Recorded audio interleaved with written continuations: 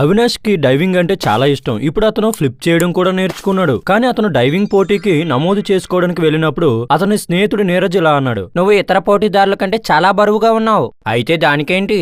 నువ్వు త్వరగా నీటిలో పడతావు. పోటీలో గెలవాలంటే నువ్వు 2 ఫ్లిప్ వేయాలి. దానికి నీకు తక్కువ సమయం ఉంటుంది. ఇది విన్న అవినాష్ చాలా నిరాశ చెందాడు. కానీ కోచ్ కబీర్ వారిద్దరి మాటలను వింటున్నాడు. ఏయ్, మీ ఊహ పూర్తిగా తప్పు. ఏ ఎత్తు నుండి అయినా పడిపోవటానికి పట్టే సమయం వస్తువు ద్రవ్యరాశిపై కాదు, త్వరణంపై ఆధారపడి ఉంటుంది. కానీ బరువైన వస్తువులకు ఎక్కువ శక్తి అవసరం కదా. ఎక్కువ శక్తి అంటే ఎక్కువ త్వరణం, కాబట్టి అవి వేగంగా పడిపోతాయి.